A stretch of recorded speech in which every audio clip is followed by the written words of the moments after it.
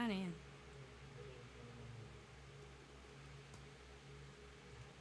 Sige. Hello po, good evening po sa ating lahat. It's August 20, 2026. And it's Thursday. Happy Thursday po sa ating lahat. Kamusta po ang araw ninyo? Hello, sa mga bagong pasok po natin, good evening po. Praise God. At sa lugar po namin ay wala pong ulan. At nag-subside na rin po yung ilang mga areas na binaha. No? Praise the Lord. Pero dito sa area namin, kung saan kami, na barangay, actually wala naman kaming naranasan na baha talaga. Malakas na mga pag-ulan-ulan, bigla-bigla, no? Parang sa side na to, umuulan, sa kabilang side, hindi. Ilang metro lang yung pagitan. Tuyo na. So, hello po kay ate o kuya. Kuya Picoy Abela. Hello kay ate Tiramisu. Hello kuya Roy. Masayang Thursday sa all. Super conyo naman yan. Ayan. I hope everyone is doing well and yeah. Actually, kakatapos lang ng event namin. Galing kami sa isang birthday and at the same time anniversary ng aming boss and ninong. Ninong boss. Yan, ganyan. Ninong boss namin. Kaya medyo paus ako ngayon. Siguro sa pagod. Pero, okay lang. Tuloy tayo. Tuloy tayo sa gabi na ito.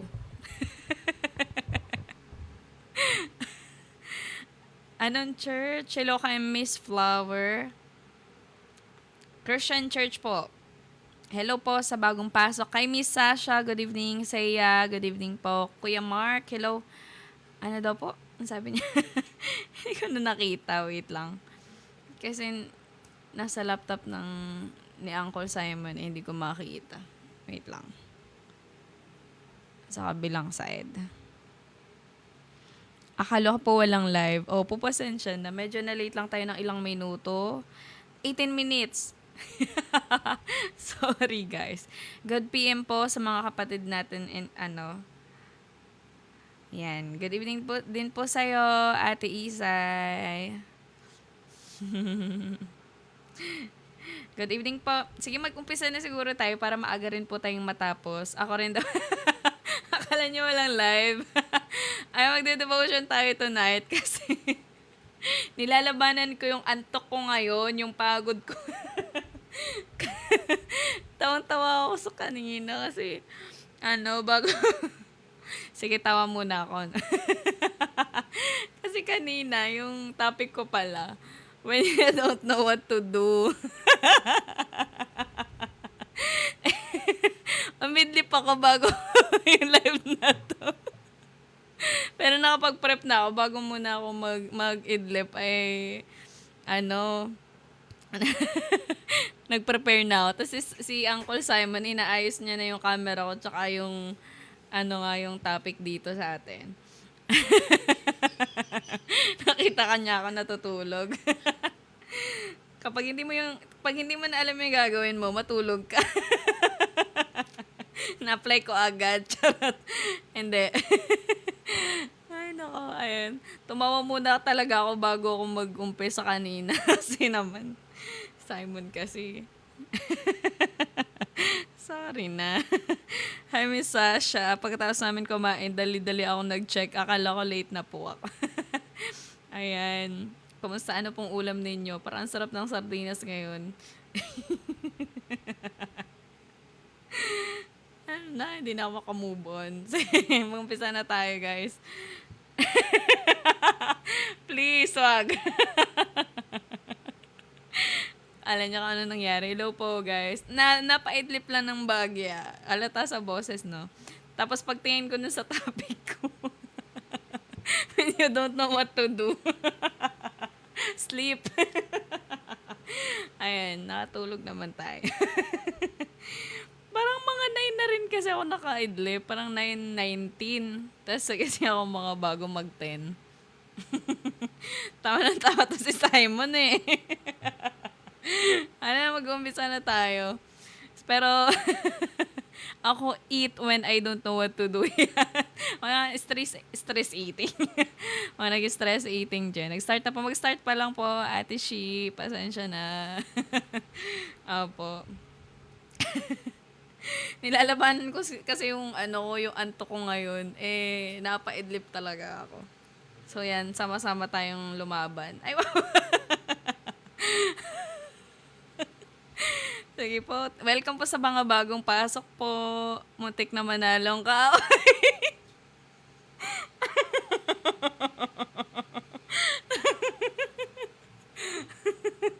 Ay, thank you, Lord. Pinanalo tayo ng Lord ngayon. Ay. Ayan, sorry guys. Medyo yung ko ngayon. I rebuke the spirit of... Kasamaan. Ako yung na-rebuke. Huwag mo ipakita. Nakailang refresh nga ako ng TikTok. Oo, mga 15 minutes ata akong late, guys. Akala muntik na manalo siya. Pero hindi siya magtatagumpay. Not today. Huwag mong ipapakita. Itsura ko kaya natutulog. Ay, wow. Mag-refresh. Sorry na. Ito na. Hello po sa bagong pasok. Wala bang live si Kuya Jay? Nirebuke mo si Uncle Simon kahapon. Idol, nirebuke mo daw si Uncle Simon kahapon. Ano ba sinabi mo? Anong isang araw? About that hold-upper. Hold-upper sa Passover. Nirebuke mo daw siya.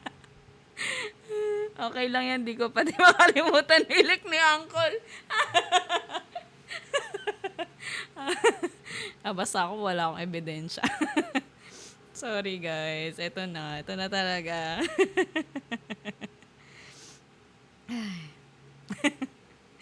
Okay. Wala palang mga devotion sila Kuya Jay at saka si Kuya Harold. Kaya pala kayo nandito. Char. Sige. Hindi nagtagumpay yung kaaway ngayon. Kaya Ano yan, Paz? Gusto ko makakita yung itsura niya. Walang Itong hold-upper na to, hindi pa rin tapos eh. Mare-review ka na naman ni Idol. Wala pa akong devotion kaya ka nandito.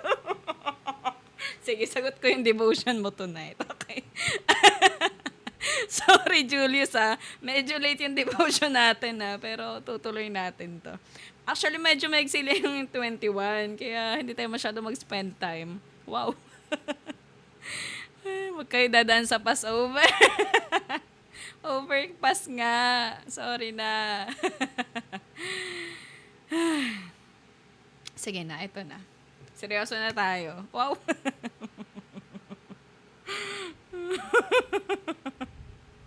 Hello from Aurora. Hello po Mr. and Mrs. Bagindo. Good evening po sa inyo dyan. Ingat po kayo dyan sa... Nakalimutan ko kaagad. Kakabanggit ko lang. Ano yun? Saan kayo? Sa Aurora. Sorry. Ingat po kayo dyan sa Aurora. Hello kay Sis. Good evening po. Ayan. Sabay-sabay tayo mag-devotion. Ayan. Sa mga, kakapasok lang. Tulog pa po. Eto, hindi na. Medyo gising na tayo. Okay. Pinalo. Alright, sige po. Tayo pong lahat ay sabay-sabay pong patuloy po na mag-aral ng salita ng ating Panginoon, ang atin pong chapter na pag-aaralan for tonight, for our devotion. Open your Bible sa 1 Samuel chapter 21. So, ito'y kadugtong lamang po nung kahapon. Sobrang iksi lang po niya. Ito ay kung saan makikita natin kung gaano ba, ano ba yung ginawa ni Jonathan, ni David. Yan. When he don't know what to do. So, yeah. Makikita natin dito yung humanly expression and talagang kahinaan ni David sa part po na ito. So, sabay-sabay tayo na matuto sa gabi na ito. Focus tayo. Ay, nagkakape na sila, Ate Yen. Sige. Very, lang to, as in short lang tayo, nawa, sa gabi na ito. Wala lang tatawa. Charot. Pwedeng tumawa, masaya maging Kristyano, guys, no? Natawa ako sa sarili ko. Anyway. So, yun. Another day, and thank you, Lord, kasi napakadami pong nangyari sa araw namin tonight. Today. At kaninang umaga, may struggle kami pagdating sa sasakyan, pagdating sa kasi kung maalala nyo po, yung motor namin, tapos wala rin kaming sasakyan na gagamitin para sa photo booth pang namin. Dahil yun nga po yung main income namin. Kaninang umaga, actually kagabi, may nag-offer sa amin na sa kanila na lang kami sumabay. At praise the Lord, no? Nakapunta kami sa event at nakauwi kami ng ligtas at payapa dahil po dun sa taong ipinadala ng Panginoon para tulungan po kami na dala yung mga kailangan namin sa photo booth, something ganyan. And grabe ang Lord kasi the whole day, halos wala pong ulan dito sa area po namin sa Bulacan. Kaya praise the Lord kasi hindi niya kami hinayaan at hindi niya kami pinabayaan talaga. Ayan, all glory be to God. Sige, tayo po'y manalangin. Panginoong Diyos na makapangyarihan sa lahat. Maraming salamat po sa katapatan mo sa aming buhay. Even though, God, there are days na umuulan, there are days, Panginoon, na may mga problema po kami, may mga challenges in life. But, Lord, alam namin, oh God, hindi laging umuulan. May mga panahon na may panibagong araw, may panibagong gagawin ka sa buhay po namin, titigil ang ulan, may panibagong pag-asa, may gagawin kang himalang mga bagay sa amin pong mga sitwasyon na pinagdadaanan. And just like today, Lord, yes, may mga bagyo ng buhay, pero hindi lagi at hindi mananatili yung bagyo na yun sa buhay namin. Dahil ito, Panginoon, Ikaw po yung Diyos na magtatagumpay sa amin. Ikaw yung Diyos na magpapakalma ng amin pong sitwasyon. True enough that you are faithful, God, even in the middle of our battles, in the middle of the storms of life. Andyan ka. Sinamahan niyo po kami at pinagtagumpay sa panibagong araw po na ito.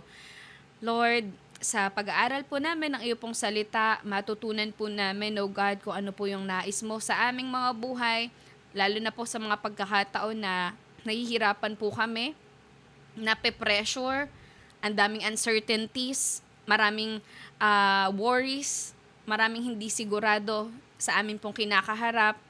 Lord, nawa po sa gabi po na ito, ay makita po namin yung mensahe mo, marinig po namin ng malinaw, O God, at mai-apply namin ito sa aming pong buhay in the mighty name of Jesus.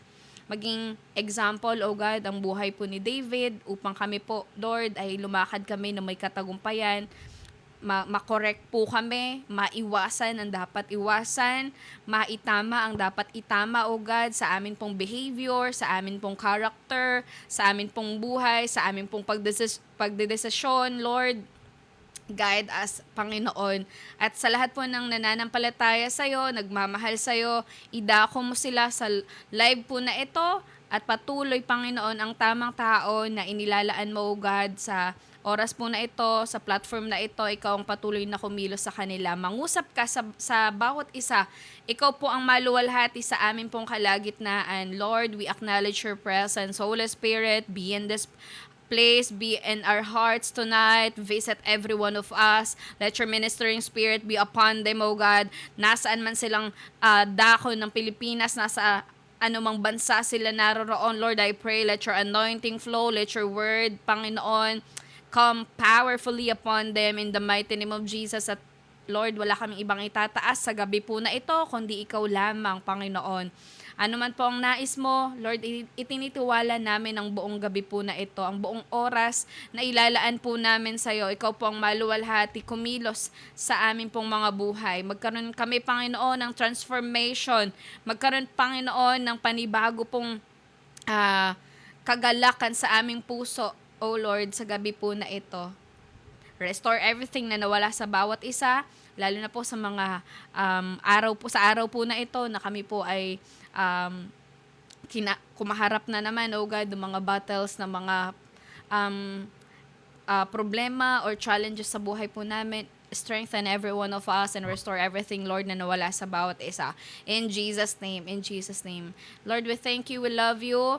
Cover everything, oh God, with your most precious and powerful blood, and no one can cross your bloodline. No enemy will prosper against us in Jesus' name. In Jesus' name. Ito po ang aming panalangin na may pananampalataya at pasasalamat sa pangalan na aming Panginoong Jesus. Amen and amen. Thank you, Lord. Thank you, Jesus. Thank you, Holy Spirit. At sa lahat po na nandito, you are not an accident, no, na nadako dito. God brought you here for a reason. That's why tayo po ay naandito. At wala po tayong ibang itataas, no? Kundi ang pangalang Jesus lamang. Full gospel lang po tayo, full scripture. Kung ano po ang context nito, tingnan po natin at doon po tayo, no? Magsisimula, palabas po sa atin ano ba yung matututunan po natin sa mga nabasa po natin sa gabi po na ito. Okay? Ayan, kung tayo po ay ready na, open your Bible sa chapter 21, 1 Samuel chapter 21. Okay? Alright. Hello, Julius. Ayan, full scripture. Ano tayo? Okay. Verse 1. Sobrang igsi lang nito, guys. Hanggang verse 15 lang ito. Wow. Okay? Sige po. Sabayan niyo po ako sa pagbabasa po ng atin pong devotion for tonight. Kahapon po, kung matatandaan natin sa verse 20, tinulungan po ni Jonathan na tumakas o pinatakas ni Jonathan itong si David. At doon nagpaalaman sila sa isa't isa at nagkaroon sila ng covenant, no, na magiging tapat sila sa isa't isa. So ngayon naman, no, bakit nga ba pinatakas? Kasi meron ng death threat itong si David dahil nga itong si King Saul ay talagang grabe na yung anger niya, sa heart niya, yung jealousy niya, insecurities, no? Patungkol dito kay David. Si David naman, wala man siyang ginagawang kahit ano. Pero iba yung dating nung mga ginagawa ni David kay King Saul.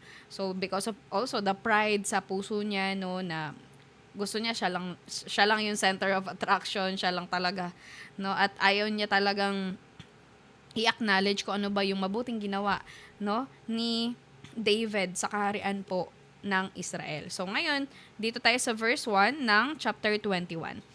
David runs from Saul. So ito na yung pagtakas po niya. Kung maalala natin, natapos tayo sa verse 20 kung saan nagpaalam na po itong si Jonathan, si David sa isa't isa. So verse 1, David went to the town of Nob to see Ahimelech, the priest. Ahimelech trembled when he saw him. "Why are you alone?" he asked. "Why is no one with you?" So, ito po si Ahimelech ay taga Nob. Okay?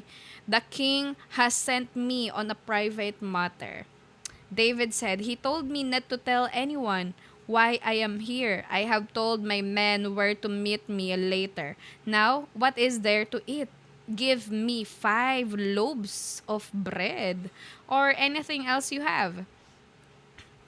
"We don't have any regular bread," the priest replied, "but there is the holy bread, which you can have if your young men have not slept with any woman recently." Verse 5, "Don't worry," David replied. "I never allow my men to be with women when they are on a campaign. And since they stay clean even on ordinary trips, how much more on this one?" Verse 6, "Since there was no other food available, the priest gave him the holy bread." And the bread of the presence that was placed before the Lord in the tabernacle. Yun po yung ibinigay niya kay David. It had just been replaced that day with fresh bread. So pinalitan na ng panibago, no, itong tinapay po na ibinigay po kay David. So yung 5 napalitan na yun ng panibago. Verse 7, "Now Doeg, the Edomite, Saul's chief herdsman, was there that day, having been detained before the Lord. David asked Ahimelech, "Do you have a spear of sword?" The king's business was so urgent that I didn't even have time to grab a weapon. Verse 9, "I only have the sword of Goliath, the Philistine, whom you killed in the valley of Elah."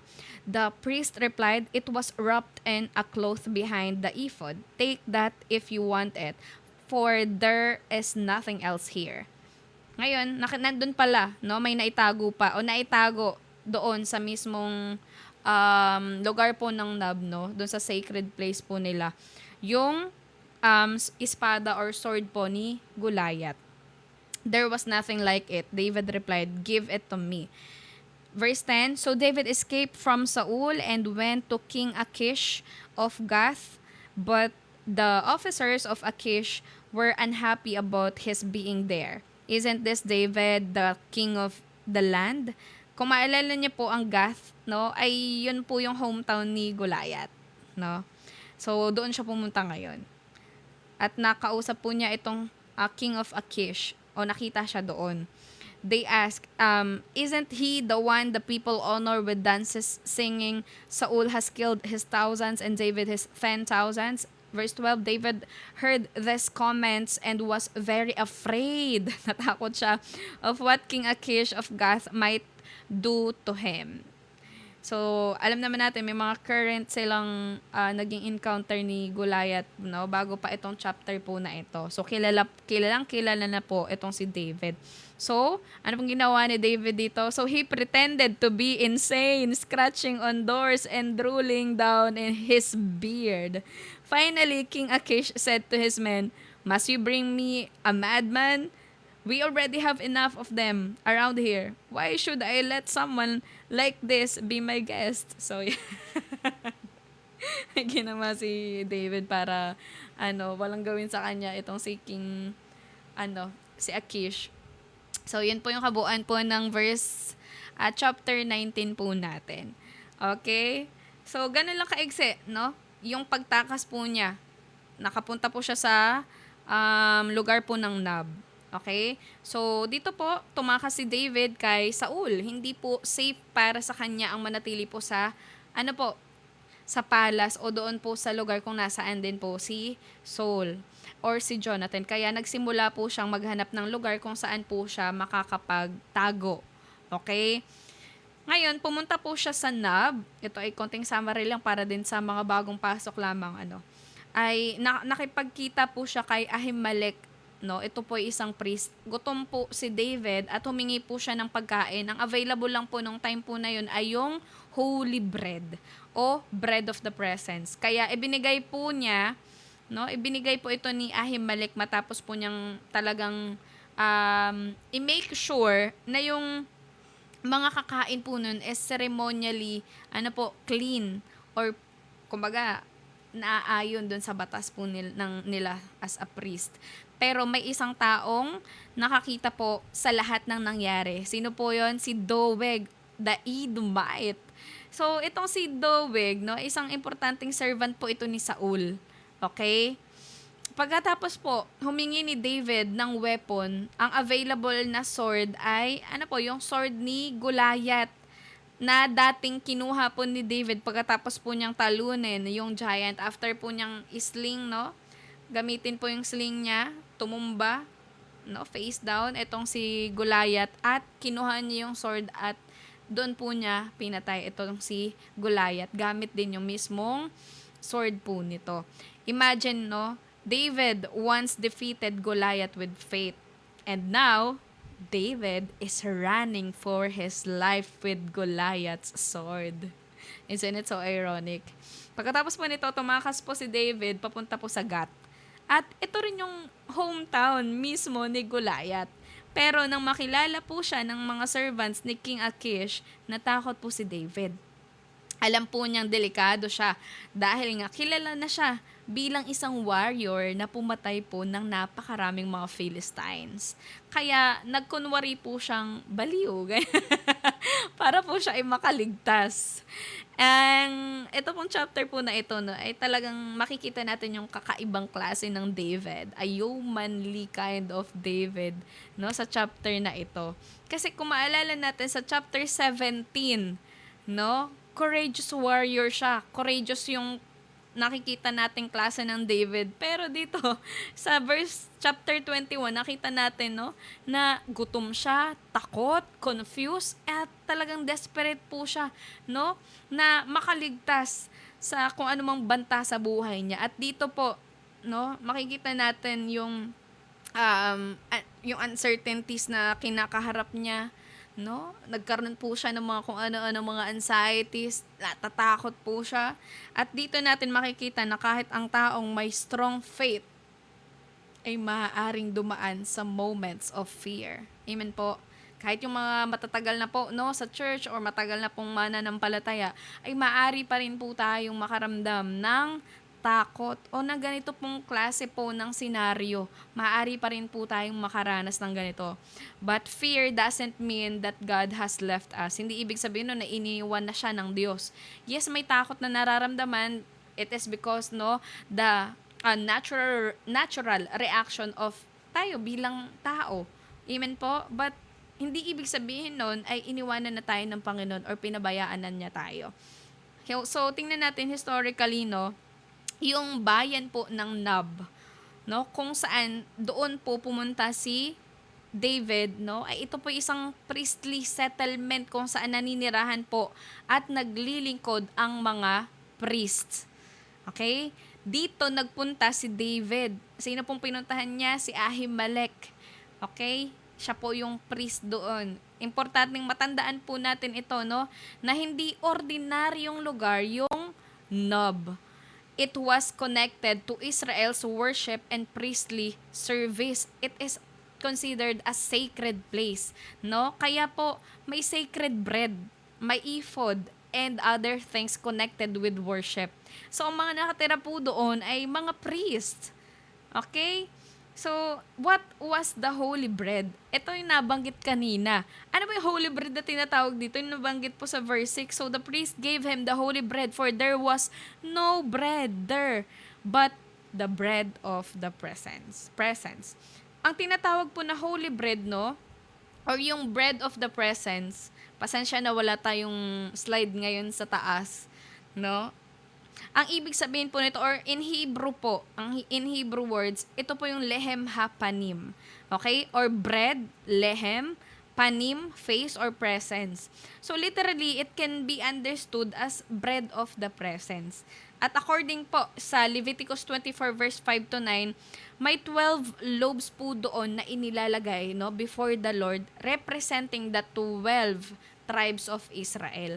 The priest would eat the bread after it was replaced. So kapag ka, no, papalitan na yung tinapay, kinakain na po iyon. Okay?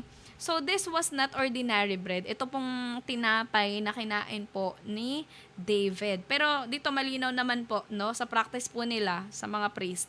Kapag papalitan na nila yung tinapay, usually, no, yung kukunin, no, ay kakainin at papalitan ng bago. So ano yun, legal yun sa kanila. So, this was not an ordinary bread, but it was consecrated bread. So, bread set apart for sacred use. Para lang po kasi yan, no, sa ganitong klase po ng activity po nila as a priest. Pero sa situation po ni David, there was no ordinary bread available. Pero nung time kasi nito, no, wala na kasing ibang tinapay na pwedeng ibigay itong si Ahimelech. Sinabi ni Ahimelech na pwede itong kainin ni David and his men as long as, ano po, they had maintained ceremonial purity. Ibig sabihin, clean sila. No? Why? Bakit ito, importanteng maintindihan natin? Kasi, ito pong situation na ito ni David ay may connection po sa New Testament. Jesus himself referred to this event. na nangyari kay David. Ano po yun? Makita natin yan sa Matthew 12, verse 3 to 4. Pwede nyo po yung balikan. Sabi doon, no, ginamit po ni Jesus na example itong kay David na scenario, itong nangyari sa kanya para ipakita po yung purpose of God's law, no? Na yung law or yung batas po was never to become an excuse to ignore human need and mercy. Okay po, naintindihan po natin. In example po, itong mismong situation na ito na nangyari kay David. No? Hindi ibig sabihin na okay lang suwayin yung batas o yung God's command. Pero, no? Jesus was correcting a legalistic understanding of God's law. So, kinokorek ni Jesus dito, no, yung legalistic or legalism kasi ng mga tao nung time na to. Nung time po, no, sa Old Testament. Ay, sa New Testament.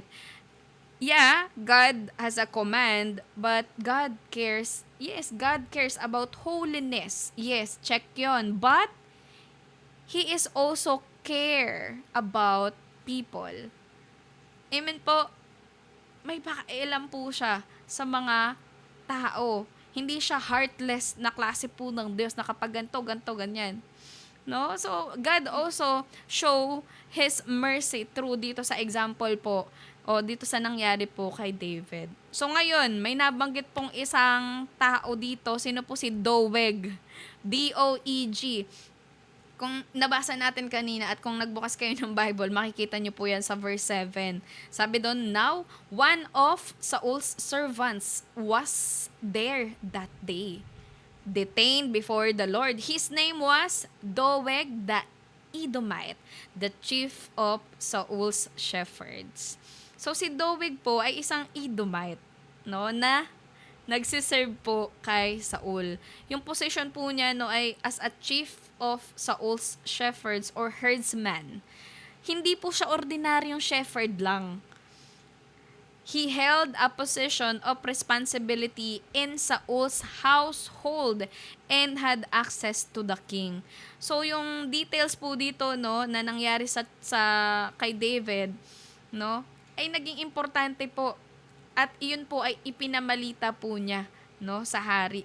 Ngayon, why did the writer mention Doeg? Bakit kaya, no? Specifically, ngayon lang natin ito nakita sa chapter, sa buong 1 Samuel, no? Dito lang siya nabanggit, unang nabanggit itong si Doeg. Because Doeg was watching. Okay? David didn't know yet how important that moment would become. Doeg would later report to Saul. So, kumbaga, siya yung isa sa parang spy or pinaka may specific or may special na ginagawa itong si Doeg for Saul. What happened to Nob, no? Ni-report po niya yon, and this would lead to a terrible tragedy for the priest. Grabe po yung susunod na chapter. Kaya po, yeah, hold tight. Meron siyang specific na role na gagampanan sa susunod po na chapter. Which is, bukas ay Friday na, so hindi tayo magde-devotion bukas. Dahil, ng live, okay, ng live. Pero nagde-devotion man tayo araw-araw. What I mean is, tutuloy natin ito sa Monday. Tomorrow po ay fellowship tayo, Bible quiz. Nang napag-aralan natin from Mondays to Thursday. Okay, ready po kayo And then, ayan, mayroon pong gampanin itong si Doeg. Doeg would later report to Saul kung ano man yung nangyari dito sa Nob. Ngayon, may mga bagay po na nangyayari na parang maliit lang po sa atin, no? Parang napadaan lang, nakita lang tayo, pero hindi natin alam kung ano pala yung magiging epekto nun later, no? So, that's why we need wisdom, especially when we're afraid and making decisions quickly. So, kagaya nung nangyari kay David, takot po siya no? Pero yan, yung simpleng pagtagpo nila, no, ni Doeg, ay grabe po yung mangyayari sa susunod po na chapter. Kaya po, yeah, pwede nyo na namang buksan yung Bible nyo at tingnan yun. Pero grabe po. How did Goliath's sword get to Nob? Ngayon, ang tanong, bakit nga ba nasa Nob ang sword ni Goliath? No? This one of the most interesting detail po dito sa chapter po na ito. Kasi ngayon lang ulit natin nakita yung sword eh. No? Ngayon lang ulit natin nakita. Remember po, sa chapter 17, na-defeat po niya, natalo po ni David si Goliath at kinuha niya po yung sword. Sabi doon sa 1 Samuel 17 verse 51, David used Goliath's own sword to finish the battle. Then, dito sa chapter na ito, the sword was being kept at Nob.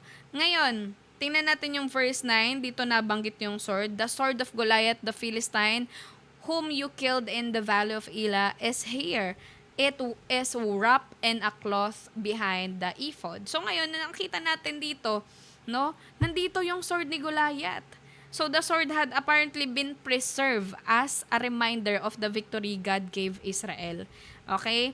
Ngayon, gagamitin ito, no? Nagtanong kasi si David kung mayroon ba silang weapon or armas na pwedeng niyang gamitin. The priest says, ano pa sinabi niya? There is only one sword here. At yun nga yung sword ni Goliath. Imagine, no? Nung moment na ito na nakuha niya, the same David who once stood confidently before Goliath. No? Ngayon, nagtatago, natatakot, nagugutom, nanghihina, the same David, pero iba na yung nararamdaman niya. The same sword that represented one of the greatest victories is now being carried by a frightened David. Takot na David. So imagine natin, ganun nagsiswitch yung pangyayari sa buhay po ni David. Minsan parang ganun tayo, no? Minsan sobrang lakas, sobrang confident natin, pero no? May mga times po na strong tayo, confident po tayo, alam natin na kaya natin dahil kasama natin ang Diyos. Pero may ibang season ng buhay po natin na parang hindi na po natin alam yung gagawin natin when we don't know what to do, no? But yeah, that's okay. Again, it's still fine. One difficult season doesn't erase everything God has already done in your life. Hindi porke tayo ay nahihirapan sa season na to, no, ay mavo-void na lahat ng ginawa niya in the past sa buhay natin. Mawawala na, ma-erase na yung mga katapatan ng Diyos sa buhay natin, no, na itinawid niya tayo sa mga nakaraang mga taon. Guys, hindi porke tayo po ay nahihirapan sa season po na ito, no, hindi ibig sabihin na nagbago yung Diyos. Okay po? Hindi niya tayo iniwanan at kailanman hindi natin pwedeng i-deny yung lahat ng ginawa niya para sa atin in the past. Amen? Ngayon, why did David go to Gath? Yung Gath po, no, isa ito sa major Philistine cities. And napakadami pong, kumbaga ito yung lugar kung saan po, no, nakatira po si Goliath. At marami pong connection dito si Goliath. So ironically, David was carrying Goliath's sword while entering Goliath's hometown. Napaka nung detail na to, no? Pero nung makilala siya ng mga servants ni Achish, King Achish, naging dangerous na yung situation na meron siya. Natakot na ulit siya. And they remembered David. Alam nila yung kanta. Sikat na sikat itong si David dahil dun sa victory song nga na sinasabi palagi ng paulit-ulit. Ang sinasabi na Saul has killed his thousands and David his 10,000s. So talagang nakakarating even sa lugar po, no, ni Goliath sa hometown nila. Kaya natakot itong si David and he realized that they knew exactly who he was. So natakot po siya. At anong ginawa po ni David doon? Nagpanggap po siya na may sakit siya sa ulo, no? At tumakas, umalis. So yan po yung nakita natin, no? Na short background lang dito sa atin pong chapter 19. Ngayon, naintindihan na po natin yung ilang mga terms at mga pangyayari dito sa chapter 19. Tingnan naman natin, ano ba yung mga salita na mabibigat dito sa chapter po na ito. Unang-una na po dyan, yung salita pong holy na nakita natin sa 1 Samuel 21 verse 4. Tingnan nyo po yung verse 4 natin. I don't have any ordinary bread on hand, the priest replied, but there is the holy bread.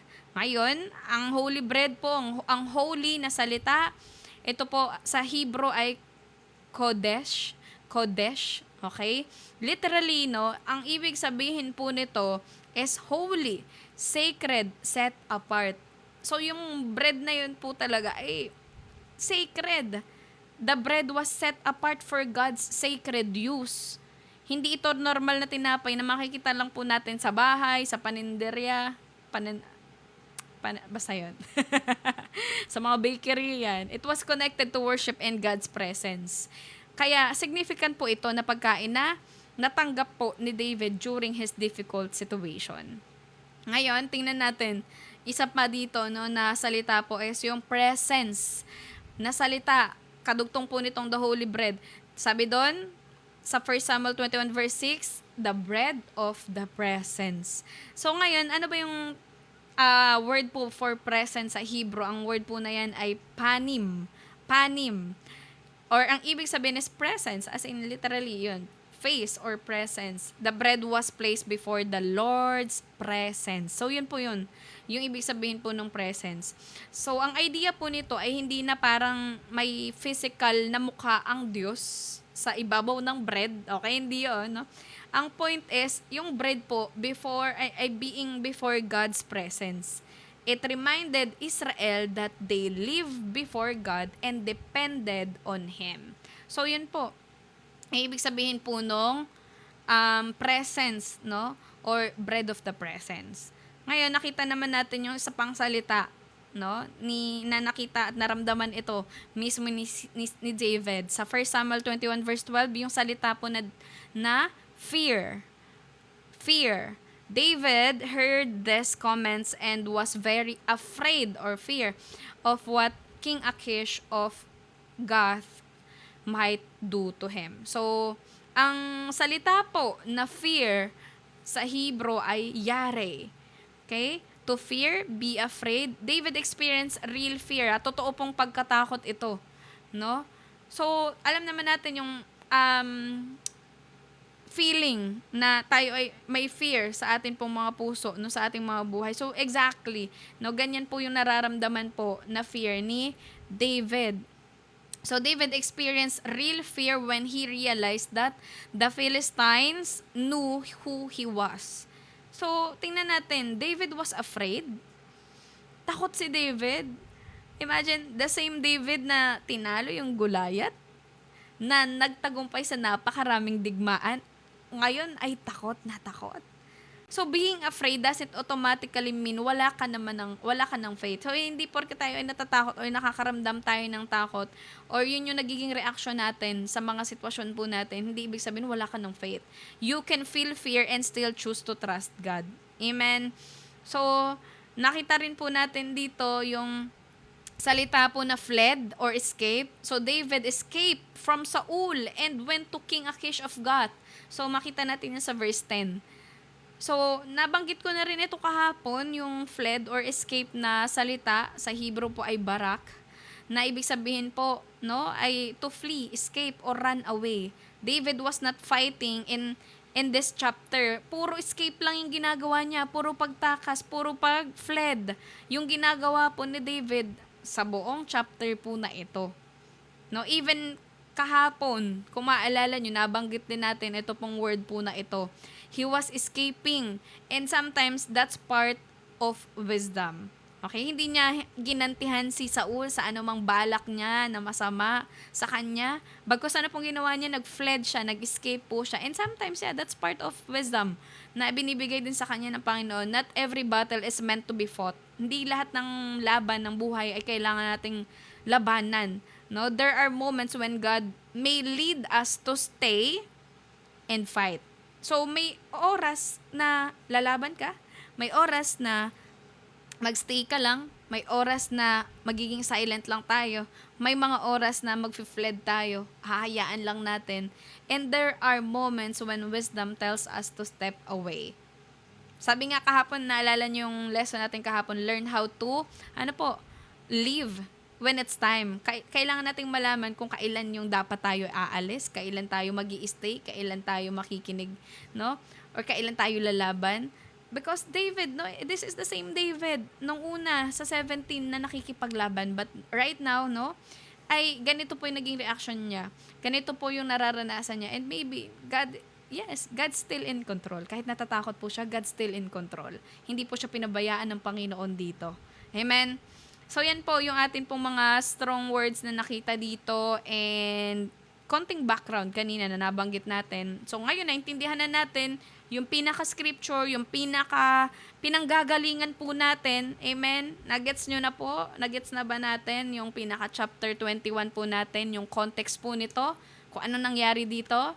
Baka po kasi meron pong mahina daw ang signal. Ayan, pasensya na po. Okay na po ba?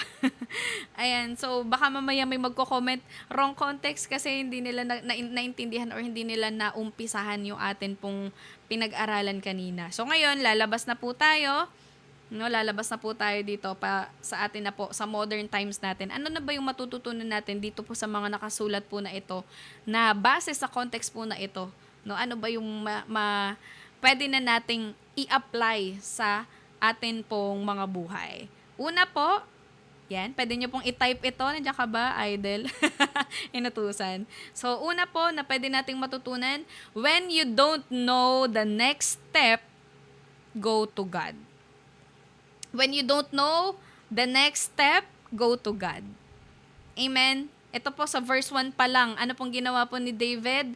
David went to Nob, to Ahimelech, the priest.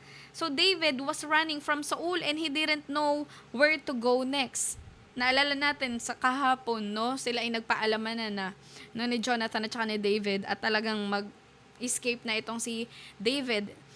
Ngayon, saan siya pumunta? Napaka-wise nito, no? Kay Ahimelech the priest sa Nob. At he didn't know exactly kung saan ba talaga pupunta kahapon. Pero ito yung napuntahan niya sa verse 1, no? Ngayon po sa chapter 21, he went to Nob and sought help from the priest. Sa priest po siya pumunta. Minsan, darating po tayo sa punto ng buhay po natin na hindi natin alam kung ano yung next step. Hello?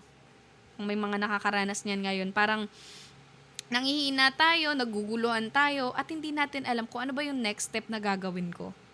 No? Hindi natin alam kung saan tayo pupunta or ano yung gagawin natin. Hindi ko alam kung ako lang ba yung nakaranas niyan.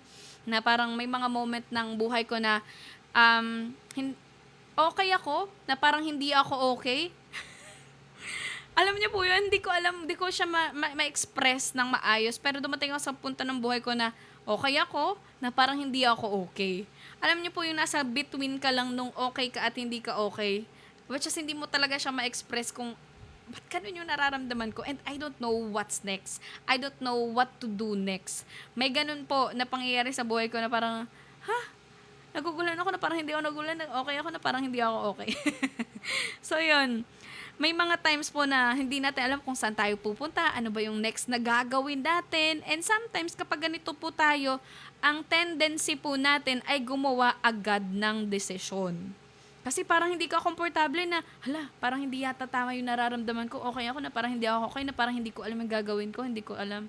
So, may tendency na makapag-desisyon tayo ng hindi maganda or makapag-desisyon tayo agad dahil gusto nating matapos yung anumang sitwasyon na meron tayo. Gets niyo po ba? Parang gusto nating umusad kahit hindi naman natin alam kung ano yung gagawin nating usad or hindi natin alam ano yung gagawin nating next. Pero si David po, saan po siya pumunta? He went to a priest. So, kung saan malapit po sa Diyos. No, it reminds us that when we are confused, we need to seek God before we make decisions. Na minsan, hindi natin ito madalas nagagawa. Ako, guilty po ako sa mga ganyan pong scenario ng buhay ko. There are times na sobrang, parang nalalagay ko na sa kamay ko yung sarili kong plano. Parang ako na yung masusunod. Well, in fact, dapat hindi. Kasi nga, sinuko ko na yung buhay ko sa Lord, tapos ako pa rin nasusunod. Dapat hindi. So, may mga times po na ganyan, makakapag-desisyon tayo, lalo na kapag naguguluhan po tayo. But we need to seek God before we make decision. Kagaya ni David, no? Siya po ay, alam niya kung saan siya pupunta. Though na confused siya, natatakot siya, pero doon siya unang pumunta pagkatapos niya pong magpaalam kay Jonathan. Hindi naman ibig sabihin na every decision kailangang sobrang komplikado ng gagawin natin. Okay? Sometimes simple lang, no, pwede tayong mag-pray. Mag-pray lang tayo sa Lord, anong next na gagawin ko? After nito, Lord, anong gagawin ko?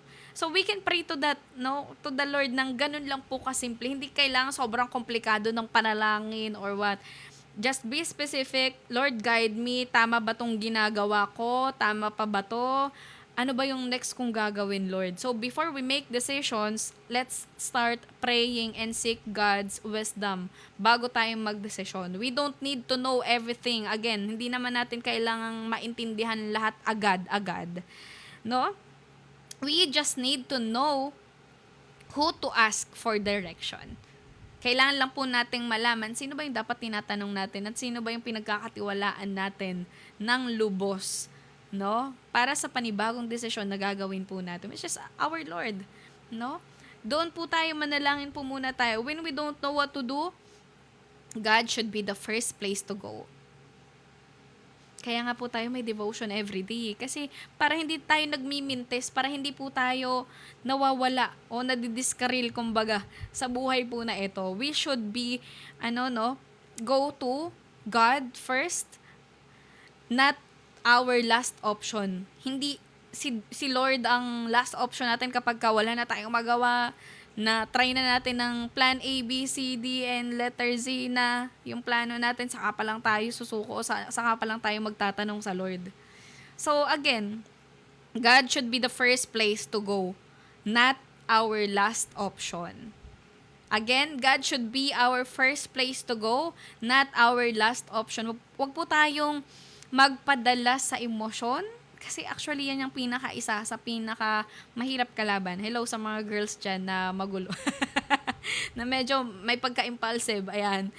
Alam niyo po, yan ang isa na kaya kapag ka ganun na parang nako-confuse ka, calm down and start praying to the Lord. Amen? Yun yung una nating gawin, lalo na kapag naguguluhan tayo. So, before making an important decision, stop, pause, as in, mag-reflect ka lang. Then, pray to the Lord. Amen? Don't rush because of fear. Huwag tayong mag-rush kasi natatakot tayo. Lord, baka ganito kasi mangyari, baka kasi ganito. And so on and so on. Don't rush because of fear. Ask God for wisdom. Ask God for wisdom. Again, seek godly counsel when necessary. Kung kailangan po tayo na lumapit po sa mga leaders, sa mga tao po na alam nating makakatulong sa atin, na manalangin din para sa atin, then move forward with faith. Okay po? Again, bago tayo gumawa ng mga hakbang, ng desisyon, kasi mahirap na po kapag nandun na tayo sa desisyon, tapos saka pa lang tayo kukonsulta sa Lord, kung kailan meron na tayong desisyon at medyo nahihirapan na tayo, doon pa lang tayo, di ba? Kumbaga parang nagsasuffer na tayo doon sa consequences ng desisyon natin. And ironically, there are times sinisisi natin ng Lord dahil doon sa consequences na nararanasan natin. Lord, bakit ganito nangyari? Ganito, ganyan. Ang tanong, kinonsult mo ba yan sa Lord bago mo yan gawin? Even ba, ironically, minsan ganun tayo. I don't know. Ako, ganun ako Hindi ako magiging hypocrite dito, pero there are times in my life talagang, lalo na last year, meron kami naging isang desisyon na sobrang impulsive niya to the point na up until now, yung consequences niya ay nararanasan namin. So, just one move, maling move, sobrang hirap. Sobrang hirap po. You just have to face it. Pero, isa lang po ang sure dyan, no? Even nasa gitna po tayo ng consequences natin, nasa gitna po tayo ng mga bagay po na ito, ng sitwasyon natin, always go back to the Lord. Amen? Dumepende po ulit tayo sa Lord. I-align ulit natin yung puso natin sa Kanya. Amen? Next po, na matututunan natin sa chapter po na ito, no? God can provide even in difficult situation. or seasons. God can provide even in difficult seasons. Nakita natin sa buhay po ni David sa verse 6, sabi dito, so the priest gave him the holy bread. Okay? David was hungry, he was running for his life. Alam natin yung sitwasyon niya. He didn't have a normal meal waiting for him. Hindi niya alam kung saan siya kakain dahil nga every time na may makakakita sa kanya, no? Possible na isumbong siya or i-report siya sa hari. So, hindi niya alam. At wala pa siya talagang makain na maayos, no? But God provided food through Ahimelech. So, dito, nakita natin, no? The helping hands of the Lord still there. Kahit po nasa gitna po siya ng takot. Amen? Nakita po ba natin to? David was not in a comfortable place when God provided. Nasa panahon at sitwasyon po si David na kung saan takot na takot po siya. He was running for his life. No? At dito po nag-provide ang Panginoon. Noong mga panahon na wala na siya talaga. No? He was in the middle of a difficult situation. Sometimes, no, naiisip po natin na kapag okay na yung lahat, saka ako makakakita ng provision ni Lord. Hindi po. Even in those difficult times, makikita natin yung helping hands ng Lord. Makikita natin yung pagkilos po ng Panginoon even in the middle of your difficult situation. Amen? That's always how God works. Amen po. Sometimes, God provides while we are still in the middle of the problem. Kaya po, dapat naka-align tayo lagi sa Lord, nakatawag tayo lagi sa Kanya, at sensitive enough tayo to know, ano ba yung kailangan kong gawin? Ano ba yung kailangan mong gawin, no? Lalo na yung pag-seek sa Lord, sometimes napakadali lang namang mag-pray. Pero minsan, kapag nasa gitna na tayo ng problema, hindi na natin siya nagagawa. God provides while we are still in the middle of the problem. Hindi pa tapos ang situation ni David na kinakaharap. Hindi pa tapos yung danger sa buhay po niya. Pero may pagkain po siyang natanggap. Amen? God provided what David needed for that moment. Sometimes, ganun din po ang provision ng Lord sa atin. At ilang beses ko na itong napatunayan sa Panginoon. Kaya lalo na sa mga panahon na nag-aalala tayo, God can provide in the middle of uncertainties. Maybe we are praying for a big breakthrough, financial breakthrough sa ating buhay, pero ang ibinigay muna ni Lord ay yung enough lang na strength muna sa araw na ito. Thank you, Lord. Thank you, Lord. Amen po. Nagpipray tayo for financial breakthrough, for big breakthroughs sa buhay natin. Pero minsan ang binibigay po ng Panginoon, no, sa current situation natin, yung kalakasan natin sa araw-araw. Yung habag at biyaya po niya. Maybe we're asking for the whole answer. Lord, sagutin mo na. Tagal. Lord, sagutin mo na yung prayer ko. Financial breakthrough. But God gives us the next step. Lord, thank you. May tinuturo po ang Panginoon. Amen po? Andyan pa po kayo. God give us the next step, not the whole answer. Not the whole answer. Maybe we're asking Him to remove the problem. Ewan ko kung nakapag-pray na rin po ba kayo ng ganyan. Lord, tanggalin mo na yung problema na to. Maybe we are asking to remove the problem, but He gives us people who help us through it. Yes. And God reminded me tonight na, totoo nga, merong pagkakataon ng buhay namin na gusto ko na matapos, ayoko na Lord, ayoko na dito. Pero you know what? Hindi ko alam kung paano na ipadala ng Lord yung tao na yun in the middle of kami, struggle. Nagulat ako, nandiyan na siya sa may pintuan namin. No? What if we are the problem?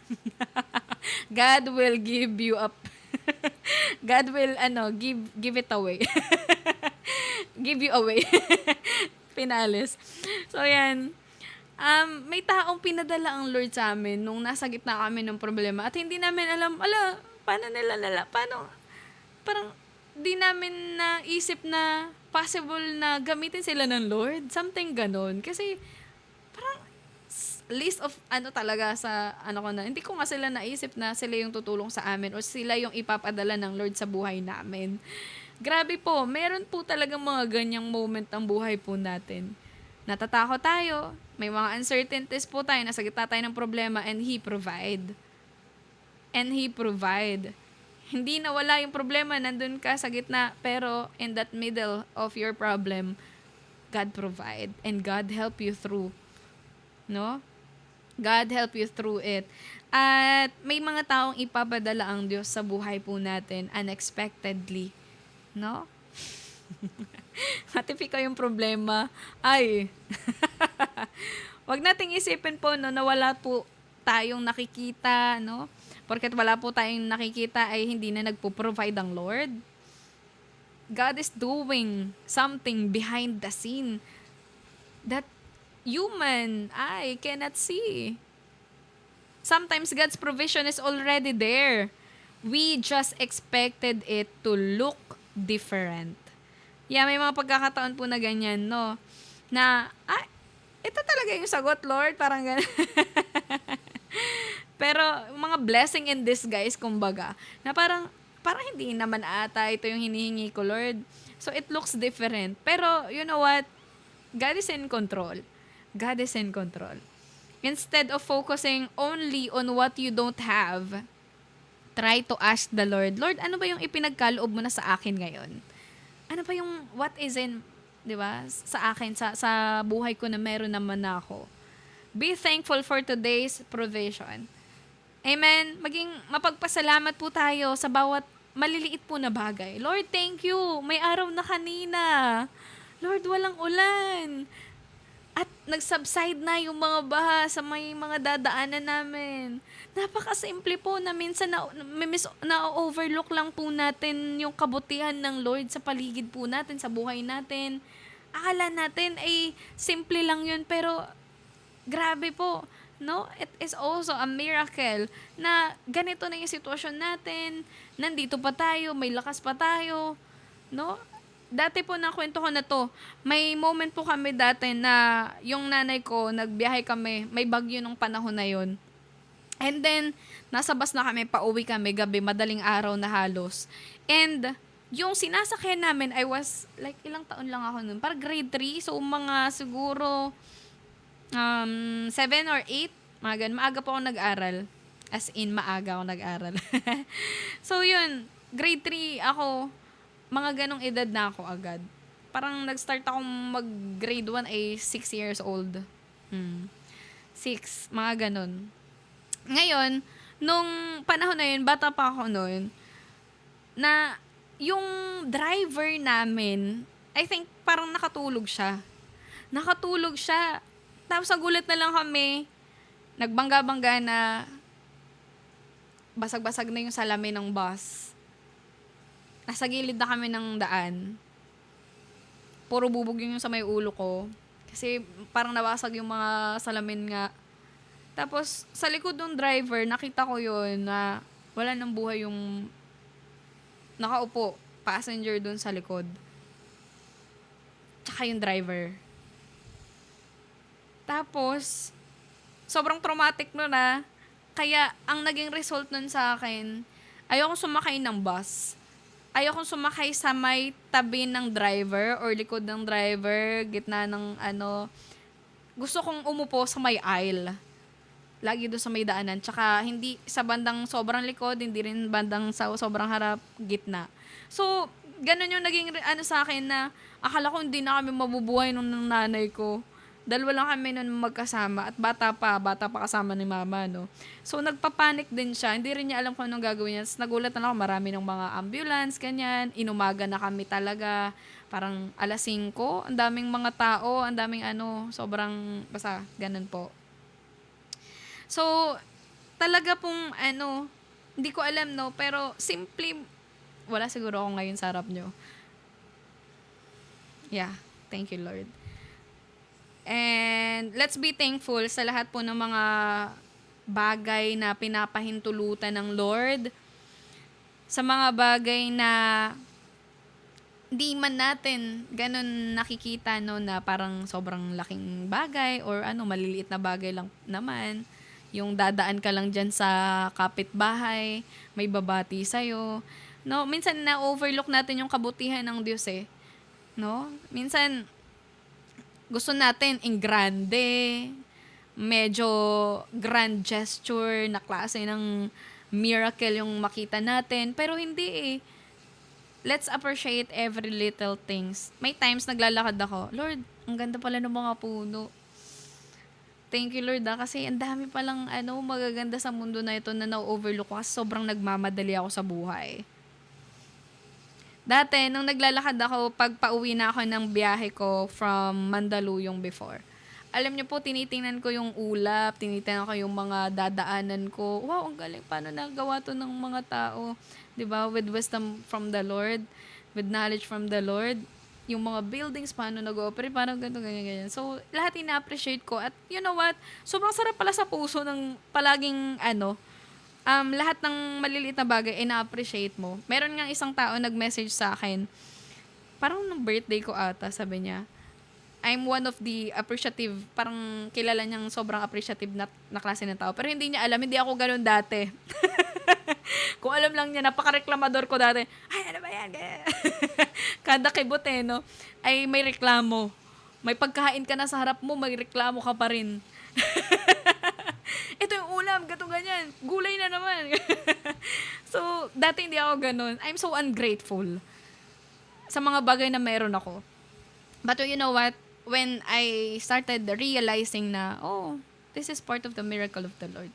This is part of His creation. Imagine, the mountains, the sky, kung tao lang may gawa niyan, limitado na kamay ng tao.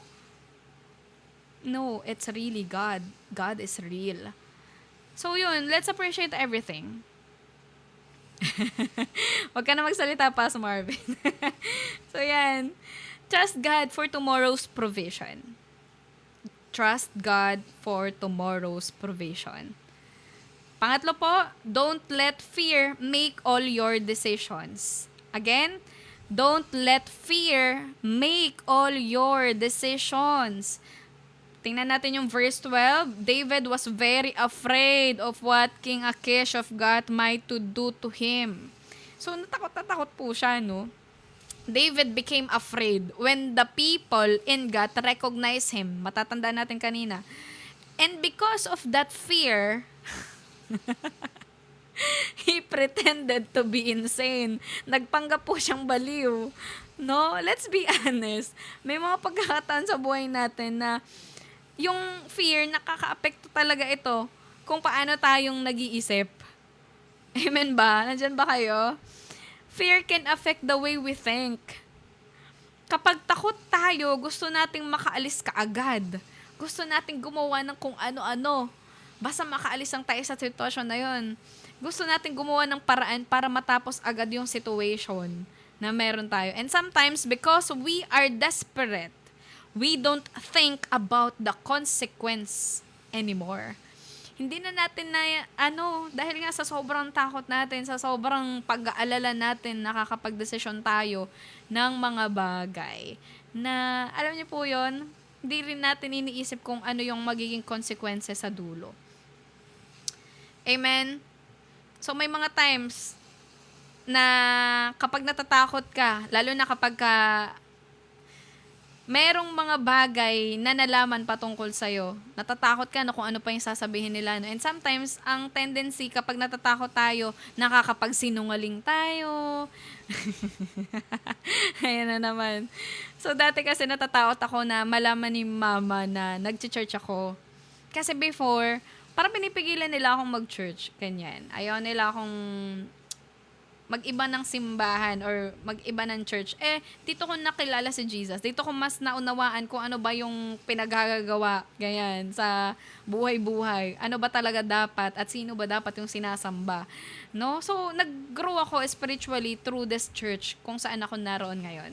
Ngayon, nung panahon na yon na nag-umpisa pa lang po ako sa Christian life ko, pinipigilan ako ni Father. At isang beses, sabi nga, yung fear, talagang mapupush ka to do something na hindi mo na alam kung ano magiging consequences. Before, working student po ako, at the same time, nag-church ako at nagko-commit na ako sa ministry. That time, way back to 2018, 17, something like that. Nag-evangelize kami sa park. At hindi niya ako pinapayagan at all na mag-involve in anything church. Basta ganyan. Basta pag Sunday, dapat sumama ko sa kanila, ganyan. So, by force. And yung kung ano yung kinalakihan nila at kinalakihan ko, yun yung dating pinagsisimbahan namin. Pero, sabi ko, ba't pa ako nagsisimba? Sino ba yan? Diyos na yan. To the point na, yun nga, kine-question ko na kung may Diyos ba talaga. Hanggang sa nalaman ko, yun, natagpuan ako ng Lord sa pinaka-lowest ng buhay ko. Ngayon, nung nag-uumpisa akong mag-ministry, hindi niya ako pinapayagan. As in, nag-iiyakan kami kapag magpapaalam ako. So, may times, hindi ako nagpaalam sa kanya at alam niya, nasa duty ako. So, every time na may gagawin akong like, mag-evangelize ka sa labas, sa park, ang sinasabi ko, naka-duty ako. Grabe po, no? So, to the point na gano'n na, dahil nga sa takot ko ba, sa takot ko na baka kung ano yung gawin niya sa akin or kasi pinapamili na niya ako kung mag-aaral pa ba ako or hindi na eh. Or mag-church na lang daw ba ako. Gusto ko daw bang mabaliw na. Ganun. So, may takot ako na ganun. So, ginawa ko, though nagjo-duty naman talaga ako. May mga times lang na wala talaga. Lalo na pag Sunday. Nakita niya ako sa park.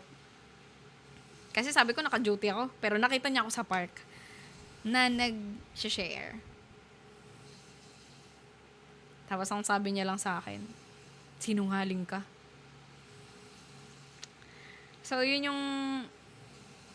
yung fear, yung nagtulak sa akin para magsinungaling. And that is so wrong. Alam niyo po, naging consequences ko doon, nawala yung tiwala nung nanay ko sa akin. Na every time may gagawin ako, alis ako, iba-iba na yung naiisip niya. So, nawalan siya ng tiwala sa akin. That is the consequences na hinarap ko doon sa pagsisinungaling ko na yun. Even white lies pa yan or what, parang naman sa Lord, something like that. No. It's still lies. Kahit ano pang kulay yan, it's still lies and it has consequences. And yes, I face it all. So, that's what happened to David, no? Na may fear din siya at nagpanggap siya, na baliw siya. He was trying to escape Saul, so he went to Gath, but Gath was the territory of the Philistines, the enemies of Israel, so his decision created another dangerous situation. Okay po?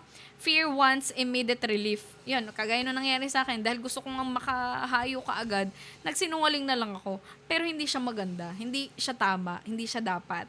No? So, ganun po yung nagagawa ng fear. Fear wants immediate relief. No? Na makakagawa tayo ng mga impulsive decision or mga maling decision. You cannot drink the cup of evil at the same time. The cup of God and yes. Tama, hindi po. Talagang may consequences po tayong haharapin talaga. So, yeah. Let's seek wisdom from the Lord. Pause, pray, think, and seek God. So, yun. Kaya po sa mga kabataan dito na naglilingkod din sa Panginoon at may ganong klase din ng sitwasyon kagaya ko dati. Guys, ngayon ko na pagtatanto, bilang siguro nagmamature na rin tayo, no? Kaya ngayon, pag may mga kabataan na nagpapaalam sa akin na kailangan na nilang umuwi kasi hinahanap na sila ng mama nila, ng tatay nila, you know what? Let them. Wag mo silang i-guilt trip na, para naman to sa Lord, ngayon hindi ka na naman natin, gato ganyan, 'di ba? So, ako na-realize ko ngayon na hindi tama yung ganun po na parang iaano natin sa kanila na parang mas maging eager pa na magsinungaling. Ayoko kasi sabihin talaga yun pero hindi ganun. Yan, magko-quote na lang, kulang pa ng words. Sorry. Kulang talaga kasi yung sabi mo, Pas. Ayan. So, ibig sabihin po, no, kapag natatakot po tayo, wala po tayong, kumbaga, makakagawa po tayo ng mga kung ano-ano mga desisyon na hindi po maganda or impulsive kind of decision. Pero hindi dahil natatakot po tayo, wala na tayong faith. Fear is an emotion. Again, binalikan niya yung comment niya. Kulang kaya. Yan. So, fear is an emotion, but we don't have to let our emotions become our master. Hindi tayo ang dapat kontrolin ng emosyon, tayo ang ko-control sa emosyon. Amen? Kapag po emotional tayo, hindi lahat ng desisyon kailangan gawin kaagad. Lalo na kapag nasa peak po tayo ng atin pong emosyon, naggalit na galit, takot na takot, stop. Make a pause. Take a pause. Matulog ka. Ganun. At kapag nasa ulirat ka na, hindi ka na natatakot, wala ng emosyon, that's the time na tayo po ay magdesisyon. Sometimes the best thing we can do is to, stop, pray, and wait. Then ask the Lord, ano ba yung tamang gagawin ko, Lord? Ano ba yung next step na tama kong gagawin? Ano ba yung kailangan kong gawin, Lord? So, after po na wala na tayong emotion, no? Wala na yung peak ng emotion natin, wala na yung takot, wala na tayo dun sa yun, doon tayo mag-start na magtanong ulit sa Lord. Ask for wisdom. Amen? Kapag may malaking desisyon po tayo, yan, especially kapag may mga malalaking desisyon po tayo, meron na po kayong kailangang i-let go, itigil, i-stop, or i-continue. Kapag may mga malaking desisyon po, don't decide only because you're afraid. Huwag kang magdesisyon dahil takot ka lang. Pray first. Manalangin ka muna. Talk to someone spiritually mature. Pwede kang maghingi rin ng godly counsel sa ibang mga tao. And look at the situation carefully. Kailangan ibabalanse mo siya. Hindi lang yung kung ano yung parang sa tingin mo ay tama, no? Ipapabalanse mo rin yan, no? Pwede mo yung ilatag sa kaibigan mo o to someone who is spiritually matured na para tingnan yon ng objective, hindi subjective, no? So yun, look at the situation carefully, then move forward. Saka ka palang kumilos. Amen? Number 4, remember what God has already done. Again, remember what God has already done. Makita natin sa verse 9, the sword of Goliath, the Philistine, whom you killed in the valley of Elah is here. So dito po, nakita natin yung situation po na ito, no? This is one of the most powerful na nakita nating detalye, yung sword po ni Goliath, no? Na nakita rin po ni David. David was so afraid, but right in front of him was Goliath's sword. At kung maalala natin, tinalo niya. Itong si Goliath, the same sword connected to the victory God had already given him. Ito po, nakaranas po siya ng katagumpayan, no? At itong sword na ito, it represent victory na kaya po na andyan po yan sa kanila. Imagine David seeing that sword and maybe nare-remind siya na dati ganun yung ginawa, yun yung nangyari sa akin, yun yung ginawa ng Lord sa buhay ko. Dati I was standing in front of Goliath. Dati akala ng lahat matatalo ako. Pero God gave me victory. No? Yung sword na yon, ang pinaka-sword na yon, maaring yun po yung mag-remind din kay David kung gaano katapat ang Diyos sa buhay niya. Now, he was facing another difficult situation. The problem was different. The enemy was different, but the God who helped him before was still the same God. May kakayanang tumulong sa kanya. Amen po? Amen? This is something we also need to remember. Itong mga bagay na ginawa ng Diyos sa buhay natin in the past years of our lives. Kapag may mga bagong problema po tayo, minsan nakakalimutan natin ang mga ginawa ng Lord sa atin. Oo nga pala, mas matindi pa yung pinagdaanan ko way back 2022 ah. Ito ngayon lang, ganito na. Hindi na ako maniniwala agad sa Lord. Panghihinaan na agad ako ng loob. No! Hindi po. Alalahanin po natin kung paano po kayong tinawid ng Panginoon sa mga nakaraang taon ng buhay po ninyo. Naalala natin yung problema ngayon. Pero minsan, nakakalimutan natin yung faithfulness ng Lord eh.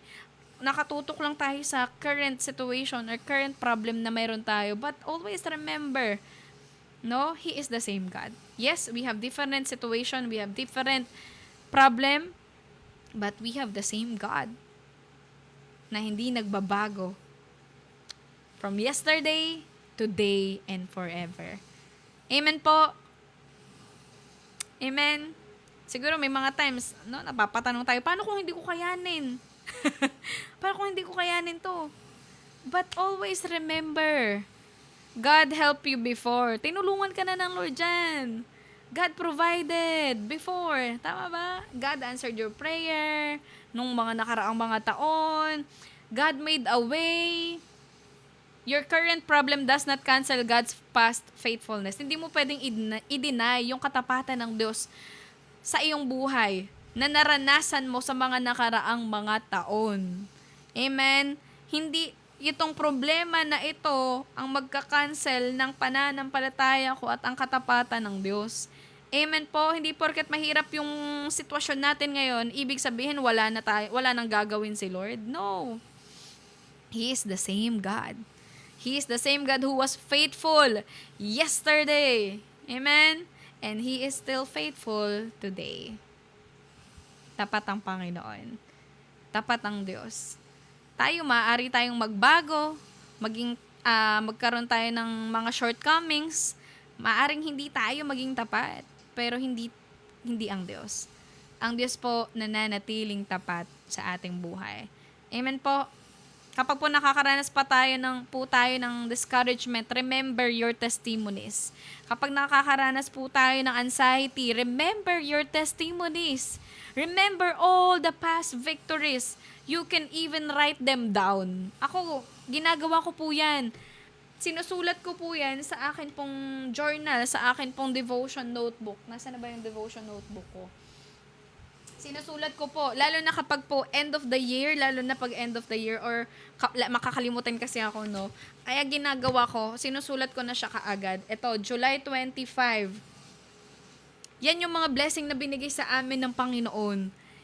July 2025. Mayroon pa ako August to September. Yan yung mga ginawa ng Diyos sa buhay ko. Sinusulat ko po yun lahat. At ano pa ba yung hinihiling ko sa Lord? 2025 from January to September, ito yung mga prayer request ko. No? Ay, may mga nangyari na pala. So anyway, ayan. You can even write them down, okay? What prayer did God answer? Ano ba yung mga panalangin na nasagot na naman ng Panginoon? Lalo na sa mga makakalimutin dyan. Hello. Kagaya nyo ako. Kaya isulat natin. No? Pwedeng i-post ninyo para magkakaroon siya ng memories. No? What situation did God bring you through? Saan ka ba itinawid ng Panginoon? Sa anong season na yan? What provision did God give? Ano yung mga natanggap mo? Wow, may bago kang laptop, may bago kang cellphone, may bago kang damit, may bagong mga bagay. Write them down. What impossible situation did God make a way through? Na akala mo hindi ka makakapasa sa ganitong exam. But God answered your prayer. God made a way sa situation na meron ka. At ngayon, licensed teacher ka na pala. Ngayon pala, engineer ka na. Ngayon pala, attorney ka na. Na dati hindi mo alam kung paano mag-uumpisa. Write them down. Write them down. At kapag may problema ka, basahin mo lahat yun. Remember your past victories with the Lord. Amen? Then when another difficult season comes, you can look back and say na, Lord, kung ginawa mo to noon, kayang-kaya mo ring gawin ito ngayon. Magtitiwala ako sa'yo. Mananampalataya ako. Because you are the same God who did all of this. Ngayon, sa mga hindi po nakakaalala ng nakaraan, ay, sabi nga ni Pastor Marvin, what if you are the problem? Aray ko. What if you are the problem? Ay, Nako po. Okay. Sorry, guys. Pero, write them down. No? I-my-day mo, i-post mo kung ano yung paraan na maaalala mo siya. Lalo na tayo, hindi ako tiwala sa sarili ko, makakalimutin ako. Kaya kung makikita nyo, marami akong mga dikit-dikit dito sa harapan ko. May mga notebooks ako dyan na malalaki, may mga sulat-sulat ako dyan na mga notes. Kasi alam ko hindi ako magaling dyan. Hindi ako magaling mag-memorize. Kaya, dahil hindi ako magaling doon, ito yung solusyon ko. Yan, mag-write down, mag-notes. Lahat. Kahit mga simpleng mga bagay ni notes ko. Kasi alam ko sa sarili ko eh. Yun yung mga kahinaan ko. Amen po. And God give us the wisdom to do it. Amen po. Ayan yung mga notes ko. Makakalimutin ako. Pero sinulat ko sila lahat. Because I want to remember everything that God did in my life. Ayokong ma-miss yung part na yon na yun yung pinaka-ayoko, yung wala na akong maalala. And dahil doon, no, nagsulat talaga ako. Kasi alam ko sa sarili ko makalimutin ako. Siyempre, iedad din tayo, may mga darating na panahon na talagang yung memory natin, di ba? Because of human limitation, hindi natin maaalala. Kahit yung mga pictures, nagpipicture ako even yung kahit ulap. Kasi may times na mayroon kaming Bible study na pupuntahan. Kaya lang, nung nagmi-meet up na kami sa kanto papunta dun sa bahay nung pagpupuntahan namin magba-Bible study, ako lang mag-isa. Ngayon, sabi ko, Lord, tutuloy pa ba ako? Ako na lang mag-isa? Wala naman ang ibang nakakakita eh. Pag umalis ako, hindi naman nila alam na hindi ako tumuloy, ganyan. Kinakausap ko si Lord yun. Kasi pag-isa na lang ako, parang nagkakaroon ako ng discouragement to do yung Bible study. Pero alam ko may naghihintay sa akin doon. Sa bahay nila, may naghihintay na may magba-Bible study, ganyan. Ngayon, nasa gitna ako ng arawan. Tapos, mag-isa lang ako, tapos parang di-discourage akong pumunta. Kasi maglalakad pa ako papapunta dun sa bahay nung pagba-Bible studyan namin. Tapos, hindi pa naman ako, wala pa akong trabaho nun, as in. Talagang wala akong any means. No, na parang financial support or what, wala. Kailangan ko maglakad. Ngayon, nung naglalakad na ako, sabi ko, Lord, mag-isa na nga lang. Nag-demand din. Mag-isa na nga lang ako, tapos nainitan pa ako. Lord naman, baka naman. So, parang naglalambing ako sa Lord na parang bigyan niya ako ng courage, encouragement na tumuloy kahit ako na lang.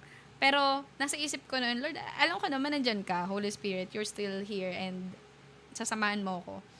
Alam niyo po, ilang step pa lang, palapit. As in, sobrang, alam niyo po, ang pinakamainit na part po ng araw, o ng ano po, ay yung walang kahit anong ulap, tas puro blue lang yung ulap, yung ulap, yung nakikita natin sa sky, puro blue lang. Yun yung pinakamainit na, time of the day. Yung wala kang makitang kahit anong ulap. So, walang shade. Ngayon, naglalakad ako, sabi ko, Lord, baka naman, ganyan. Tapos maya-maya, ilang step lang, mayroong isang ulap doon. As in, sa area lang na yun, nandun. Sabi ko, parang wala yan kanina. Tapos pinicturean ko yun. Kasi gusto kong maalala na minsan akong sinamahan ng Lord at binigyan niya ako ng encouragement na magpatuloy kahit na kahit na di-discourage na ako or wala na akong ibang kasama. So, pinicturean ko yun, minayday ko yun, ganyan. Kasi gusto kong maalala ulit yung ganong klase ng sitwasyon ko with the Lord. So, yun. Sobrang buti ng Panginoon. Ay. Naalala ko tuloy. So, you may not know what happens next, but you can trust the God who already knows. Amen po? Hindi mo man alam. Binigyan niya ako ng ulap. At yung part na kung saan ako maglalakad, lumilim. Yun yung nangyari. Hindi umulan. Nagkaroon ng hindi siya sobrang laki na ulap, guys. As in, sakto lang siya within the area kung saan ako naglalakad. Napabuti ng Lord. You may not know, hindi man natin alam kung ano yung mangyari sa atin sa susunod na mga araw. But you know what? You can trust the God who already knows. Ano yung meron bukas? Ano yung meron sa susunod na taon? Ano yung meron sa mga sitwasyon ng buhay natin? You can trust God who knows everything. It's fine if you don't know it. It's fine. Basta kilala mo kung sino ang Diyos na yan. God is so amazing. God is so amazing. Grabe. Grabe. Yes. Kaya po yung pangalan na Amazing Christ, it is a declaration that I was really amazed kung paanong kumikilos ang Diyos sa buhay ko. Amazed. I was so amazed in Christ. So yan, dun siya nanggaling. When you don't know what to do next, no? Minsan, darating po tayo sa point po na hindi na natin alam kung ano ba yung next step, no? Hindi natin alam kung saan tayo pupunta, anong desisyon ang gagawin natin, or tama pa ba yung direksyon na meron tayo o yung tinatahak natin. Tama pa ba yung career path na yan? Tama pa ba kung nasaan kang workplace ngayon? Pero kahit hindi natin alam yung next step, alam natin kung kanino tayo dapat lumapit. Amen? Kanino po? Wala pong iba sa ating Panginoon. Proverbs 3:5, one of my favorite. Dahil tayo ay medyo practical na tao. At napakahirap sa atin ito na magtiwala sa Panginoon. So, Proverbs 3:5-6, trust in the Lord. Not just a simple trust, but with all your heart. Trust in the Lord with all your heart and do not depend on your own understanding. Amen. Seek His will in all you do, and He will show you which path to take. Amen. Again, trust in the Lord with all your heart and do not depend on your own understanding. Seek His will in all you do, and He will show you which path to take. Praise God. Hindi mo kailangang malaman agad yung buong plano ng Panginoon. Trust God one step at a time. Just take one step. A step of faith. Amen? Kapag hindi malinaw yung future natin, huwag kang magpanik. Huwag tayong magpanik. Kapag hindi mo alam yung gagawin mo, pray to the Lord. Kapag hindi mo makita yung direksyon, wait on God.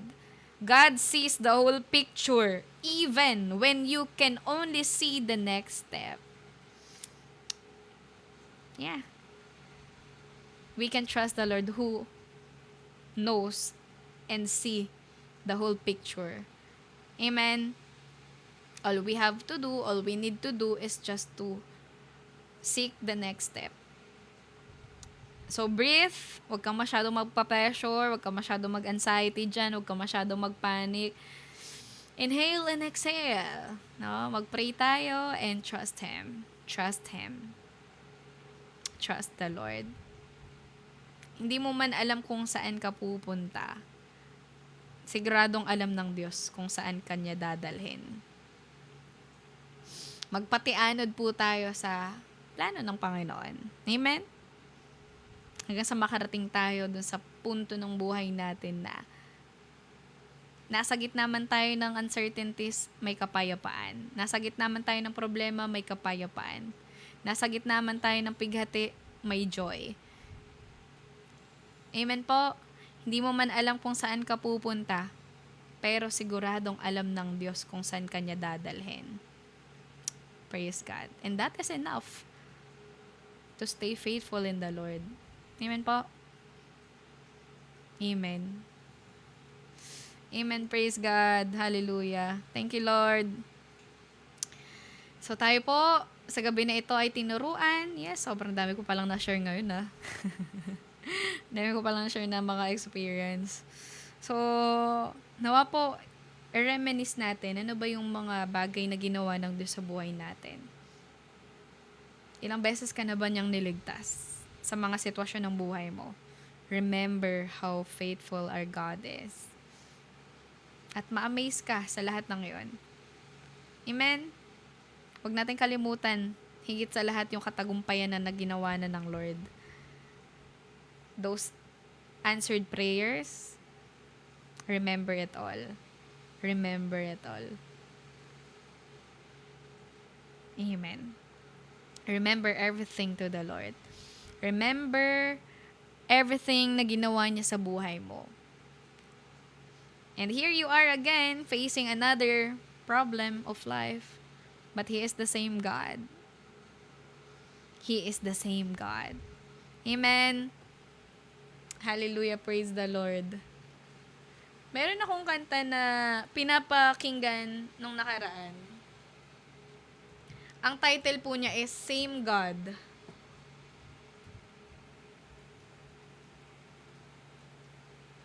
by Hannah Kerr.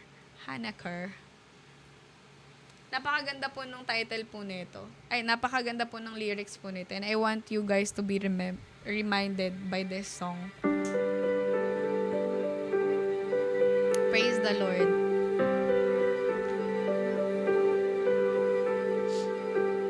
The same God who makes the planet spin, tells the tide when it should rise, put the color in my eyes. The same God who makes the seasons change, knows the number of the stars, every secret in my heart, all my doubts, all my questions, in every fear I have about what might happen. You're the same God, you're with me in the middle of it all, God. You're catching every tear as it falls. I know you'll never change, even when I'm feeling far away. You love me the same, God. You love me the same, God. You love me the same, God. You love me the same. You're a God of grace and empathy. You know how it feels to cry, 'cause you lived a human life. You're not afraid of anything, even darkness is a light. There's no reason I should hide all my doubts, all my questions, in every fear I have about what might happen. You're the same God, you're with me in the middle of it all, God. You're catching every tear as it falls. I know you'll never change, even when I'm feeling far away. You love me the same, God. You love me the same, God. You love me the same, God. You love me the same. Even when I'm running, when I feel ashamed, even when I'm breaking, still you love me. Even when I'm lonely, when I lose my way, when I don't believe it, still you love me the same, God. You're with me in the middle of it all, God. You're catching every tear as it falls. I know you'll never change, even when I'm feeling far away. You love me the same, God. You love me the same, God. You love me the same, God. You love me the same. You love me the same. Amen. Praise God. Praise the Lord. Napakabuti ng Diyos. Amen po. Narinig niyo po ba? He is the same God, no? Kahit natatakot tayo, all our questions, all our doubts, He is the same God. He is the same God, no? Na nasa gitna nung bawat sitwasyon na meron po tayo. And He love us the same. No? Mahal pa rin niya tayo. Even we are in a doubt, no? We have doubts, we have questions. We are in a heartbreaking season, no? He still love us. Mahal ka ng Lord. And He is the same. He is the same yesterday, today, and forever. Amen po. Same power. Amen. Amen, amen, Ate Jenny. Even when I'm feeling far away, you love me the same, God. Yes, yes. Yes, praise God. You're the same God. You're with me in the middle of it all. God, you're catching every tears as it falls. I know you'll never change. Even when I'm feeling far away. Amen. Praise God. Mabuti po ang Panginoon. Yeah. You can also make it a prayer. As a prayer, no? A worship song na maging panalangin po natin sa Panginoon. Na even nasa gitna tayo ng doubt, nasa gitna po tayo ng takot, ng fear natin, He is the same God. He is the same God. Na magtatawid po sa atin, sa mga sitwasyon ng buhay po natin, na magbibigay sa atin ng katagumpayan. Ang Diyos po na nagtagumpay noon, He is the same God today. Na kayang magtagumpay sa buhay mo. Na kaya kang bigyan, no? Ng miracle. Amen? You can tell it all to the Lord. He is the same God who loves you so much. Nung hindi ka pa nakakilala, nung nakakilala ka na, ngayon naglilingkod ka na. He is the same God who loves you from the very start. Amen. He loves you the same. He loves you the same. Praise God. Tayo po ay manalangin sa oras po na ito. May that song be a reminder sa gabi po na ito, no? Same God by Hannah Care. He is the same God from yesterday and today and forever.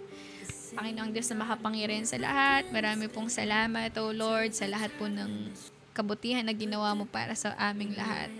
Sa kabutihan mo, Lord, and for being faithful from the past days of our lives, from the past years of our lives. Marami pong salamat, O God, kailanman hindi ka nagkulang sa aming buhay. Patawarin niyo po kami, Panginoon, kung may mga pagkakataon, nagdududa pa rin kami kahit nakaranas na kami ng napakaraming pagpapala, kahit nakaranas na kami ng napakaraming mga answered prayer. Patawad, Panginoon, sa mga araw na nagdududa at natatakot pa rin kami. Patawad, Panginoon, and this time, tonight, thank you for reminding us that you are the same God from yesterday na nananatiling tapat hanggang sa mga oras at panahon po na ito. You are the same God. You are the same God na minahal kami despite of all the things, despite of all the shortcomings na meron po kami. You are the same God who still choose us, who still save us. Binigyan kami ng buhay na walang hanggan, even hindi kami tapat, even nagkakamali kami, even may mga nagagawa kaming hindi mo kalooban. Lord, you are a faithful God. Ano pa man ang mangyari, Panginoon, hindi namin titingnan ang problema na ito, hindi namin titingnan ang situation na ito, kundi ang Diyos ng mga Diyos at Hari ng mga Hari ang titingnan po namin sa gabi po na ito. You are the same God who is more powerful, who see everything, oh God. And that is enough. That is enough to know na alam mo lahat ito. Maniniwala at mananampalataya kami. Whatever the next step that you want us to do, we will trust you, oh God, for the whole journey, Panginoon, na gagawin at sasamahan mo kami sa buhay po na ito, sa pananampalataya na meron kami sa lahat ng aspeto ng buhay namin, sa finances, sa aming emotions, sa amin pong pamilya, sa amin pong physical na pangangatawan, Lord, in every aspects of our lives. Patuloy, Panginoon, na ikaw po yung kumilos. We will trust you, Lord. Kasi ikaw yung Diyos na nakakaalam ng bukas at ikaw yung may hawak nito. Ikaw yung may hawak ng buhay namin. We will trust you, Lord. We will trust you. We will trust you, Panginoon, with all our hearts, and we will not lean on our own understanding. You will give us, oh God, guidance kung ano man po ang nais mo para sa amin. Lord, we allow you to move in everything, oh God. We allow you to move, Panginoon, sa amin pong buhay. Patuloy na ikaw po yung makita sa amin. Nasa eskwelahan man kami, nasa trabaho, nasa loob ng pamilya, nasa mga businesses, Lord, I pray, yung Diyos na tapat, yung Diyos na mapagmahal, gawin mong puso mo ang puso po namin, Lord Jesus. Magkaroon po kami ng compassion sa mga tao po nasa paligid po namin. Magkaroon po kami ng mas malalim, Panginoon, na relationship sa'yo. Mas makita ka pa sa buhay po namin. In Jesus' name, May we reflect you, God. Make your face shine upon us, Lord. Make your face shine upon us. Na kung saan man kami pupunta, sino man ang kaharap po namin, ikaw po yung makikita. Yung Diyos na tapat, dakil at makapangyarihan at banal. Ito po ang makita sa buhay po namin. Lord, sa lahat ng sitwasyon ng mga anak mo, ikaw na po ang kumilos, kumabay sa amin. Ano po yung susunod na gagawin po namin? Ano ba yung kailangan namin gawin, Panginoon? We seek for your guidance, Lord. We seek for your guidance. Whatever it is, Lord, whatever you want us to do, Panginoon, ikaw na pong patuloy na maglagay nito sa puso ng bawat isa. Give us enough wisdom to do your will, to do what is right, to do what is necessary, to do, Panginoon, kung ano man po yung naka-align sa kalooban mo. Renew our heart, Lord. Renew our mind. Hindi kami makonform sa mundo na ito. Hindi ang sigaw ng mundo ang marinig natin, kundi ang boses mo, ang iyo pong mga salita, ang amin pong tayuan, ang amin pong sundin in the mighty name of Jesus, in the mighty name of Jesus. Lord, help us to grow deeply, Panginoon, in love sa iyo po, Panginoon, sa pagmamahal mo, in your knowledge, O God, in your wisdom, mas makilala ka pa namin sa bawat araw ng aming buhay. Sa bawat nakakasama namin, Lord, sa devotion po na ito, patuloy na ang revelation mo, Panginoon, ng kanila pong maranasan naman pong mensahe mo para sa kanila. Ito po'y kanila pong matanggap ng buo.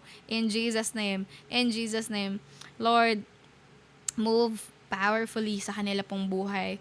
At patuloy, Panginoon, ang pag-iingat mo at protection mo ang kanila pong maranasan sa bawat iba pa, Panginoon, na wala pa man sa live po na ito at ngayon pa lamang, O God, ay dinadala at inahahanda mo na ang mga buhay nila upang makapakinig na yung mga salita. Lord, I pray sila na mga hindi pa man namin nakakasama sa mga oras po na ito, ikaw pong magdala sa kanila rito, ikaw pong patuloy na mangusap sa kanila pong buhay. Even, Lord, yung mga tao po, mga affected families, so God, of this typhoons, of this monsoons, Lord, I pray, ikaw pong patuloy na magbigay, Panginoon, ng kalakasan sa kanila pong mga buhay, protect their families, Panginoon, even, oh God, every officials of the government, from the highest position to lowest position in the barangay, even, Lord God, yung mga tao po na nagpaplano, Panginoon, ng intervention, ng welfare, Panginoon, for social support, Lord, I pray, ano man po ang kailangang nilang gawin, Lord, help them, convict their hearts to do what is right, to do what is necessary, O God, to do their job right and well in the mighty name of Jesus. Lord, we know and we believe that you are still in control. Nasa gitna man kami ng bagyo ng problema, nasa gitna man kami ng ganitong disaster. Lord, we pray and we know and we believe, we will trust you that you are still in control. You are a sovereign God. You know exactly what's next, what's the whole picture. You see it all, oh God, and that is enough. We know that you are sovereign and we will trust you about our tomorrow, about our future. We will trust you, God, because you are a faithful God. At hindi ka kailanman nagkakamali. Marami pong salamat, Panginoon. Sasambahin ka namin kung sino ka. Kung sino ang Diyos na pinaglilingkuran namin. Hindi dahil sa kung anumang pagpapala. Hindi sa kahit anumang mga himala, Panginoon. We will love you. We will trust you because of who you are, Jesus. Because of who you are. Wala nang ibang dahilan. Wala nang ibang dahilan, Panginoon, kundi mahal ka namin. We will trust you and obey you because we love you, Lord. We thank you, Lord God, sa buhay po ng bawat isa sa amin na nandito sa gabi na ito. This is not an accident. You brought them here for a reason. And Lord, ikaw ang patuloy na kumilos sa kanila. In the mighty name of Jesus, come powerfully in their homes, so God, visit them where they are. In Jesus' name, Holy Spirit, minister to them. Ikaw na po ang Diyos na kumilos, magbago at magtransform sa buhay po namin. We thank you, Lord, and we entrust everything unto you. Cover us tightly, Lord, with your most precious and powerful blood in the mighty name of Jesus. Punuin mo ang puso ng bawat isa ng iyo pong pagmamahal, ng iyo pong kagalakan, O God, ng iyo pong kapayapaan in Jesus' name. Lord, ikaw po na pinagkakatiwalaan po namin, alam namin na lahat po na ito na sinimulan mo sa buhay po namin ay tatapusin mo ng may katagumpayan. We thank you, Lord. We love you. Let your perfect will be done sa amin pong mga buhay. Not our will, but yours be done. But yours be done. We love you, Lord. We trust everything unto you. And may the grace of our Lord Jesus Christ and the love of God and the fellowship of the Holy Spirit be upon us always. In the mighty name of our Lord Jesus Christ. Amen and amen. Praise the Lord. Ang Diyos po ang magpala sa buhay ng bawat isa. May God bless you and keep you. Make His face shine upon you and be gracious to you. In Jesus' name. In Jesus' name. We thank you, Lord. We love you so much. We love you so much. Hallelujah. You are the same God. Same God. Hallelujah. Thank you, Lord. The same God who makes the planet spin, tells the tide when it should rise, put the color in my eyes. The same God who makes the seasons change, knows the number of the stars, every secret in my heart, all my doubts, all my questions, and every fear I have about what might happen.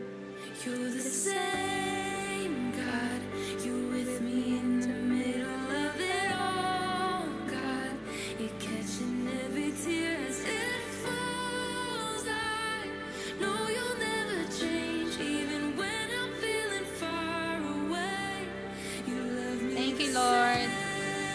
Yes, let's believe and receive our blessing. Amen. In Jesus' name. He is the same God. Thank you, Lord. Thank you, Jesus. Thank you, Spirit. So, tomorrow po ulit. Tomorrow ay Friday. So, it's Testimony Friday.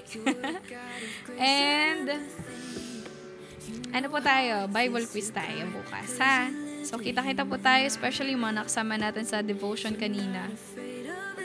At kanina, sa mga na mga nakaraang mga araw. So, about lang po sa mga pinag-aralan natin nung nakaraan yung atin pong magiging Bible quiz. Yun lang man po. Marami pong salamat. God bless us all. It's 12:07 in the morning. Good morning po and happy Friday. Amen. Amen. Thank you, Lord. Lord, ang mga anak po ni Ate Joanne, yes, baguhin in Jesus' name. In Jesus' name. Let there be transformation in Jesus' name. Thank you, Lord. Thank you, Jesus. All glory be to the Lord Jesus Christ. All glory be to God. Solid Deo Gloria. Hallelujah. Thank you po. Thank you so much sa pagsama po. Yan. Asan na si Andito pa si Julius. Andiyan ka pa ba, Julius? Ayun, natatapos na tayo sa devotion natin. Ay, thank you, Lord. Thank you po. Masarap na ang tulog ni Uncle. Quiet ka lang. Nakapag-power na pa ako kanina, tinatawanan niya ako. Hello kay Asting. Asting! Andito ka! Hello, Rusty. Ikaw ba yan? Kamusta? Nagulat ako sa'yo. Ayan, thank you so much po and God bless.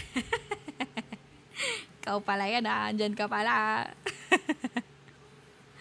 Ayan, thank you guys. See you again tomorrow, 10 p.m. tayo. Bye-bye. Shalom. Bye-bye. Peace be with you all.